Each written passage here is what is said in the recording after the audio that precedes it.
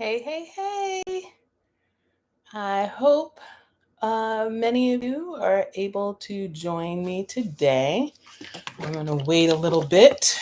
And while I'm waiting, I just got home from work, but you know the drill. Sometimes you got to cook real quick.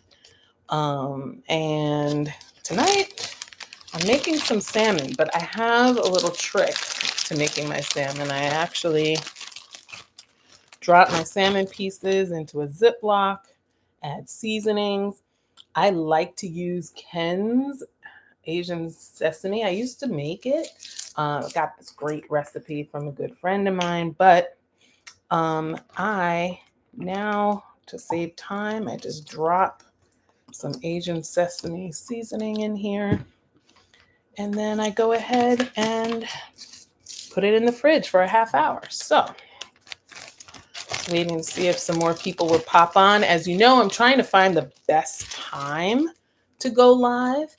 And still haven't found it yet, but that's okay. We're just day 3 of this. So I'm going to go and let this marinate.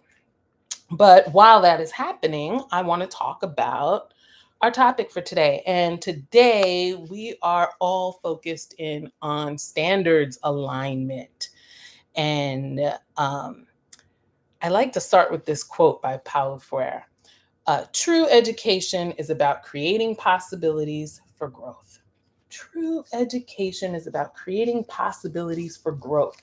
And as I said, we are using the 30-day planner, equity grading in STEM planner, but this actually applies to all content, variety of content areas.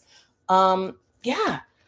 So if we are about creating these possibilities for growth, and if that is what we truly value, how are we measuring that? Basically, how are we ensuring that we are planning so that our students have opportunities to show us their growth, right?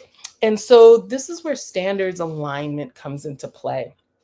Um, I want us to really consider exploring the standards alignment because it's important that our assessments are actually measuring those standards that we truly care about.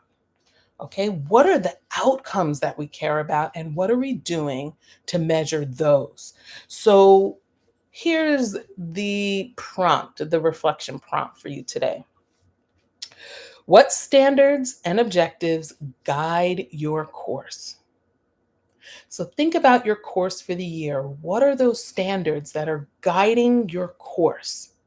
Because those are going to be the standards that you want to ensure that you are measuring student progress on regularly. This means that it is not something that will show up in a one-shot deal on an interim assessment or a midterm or on a final.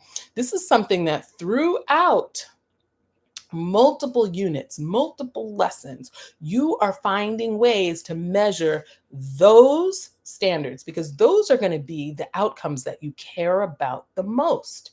At the end of your content year, right? What is it that you want students to know and be able to do?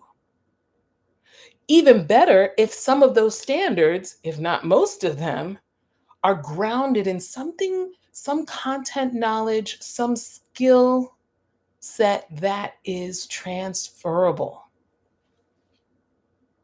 right?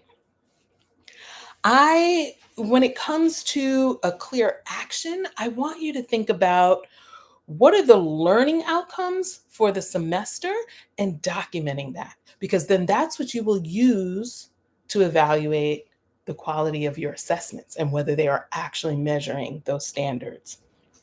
I realized for me that there was a time where some of the projects didn't actually connect to the key objectives, and that aligning them is what is really going to make grades more meaningful.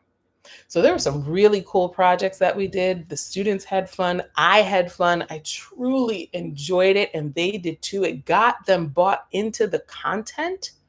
But the reality is if I use that grade, and I did, this is one of those many mistakes, I use that grade to take the place of an assessment grade.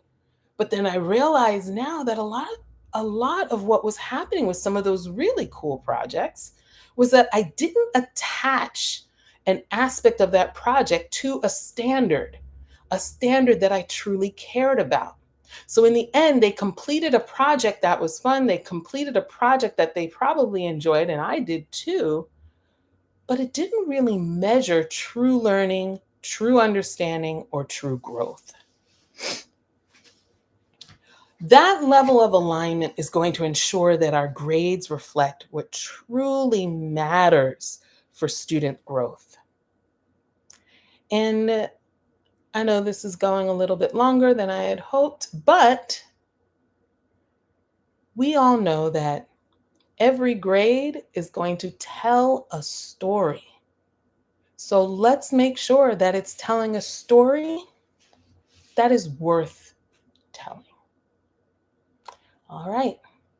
If you have questions, if you have comments, if you have thoughts around this idea, please drop them in the comments section. But also don't forget to subscribe and to follow me and like this video.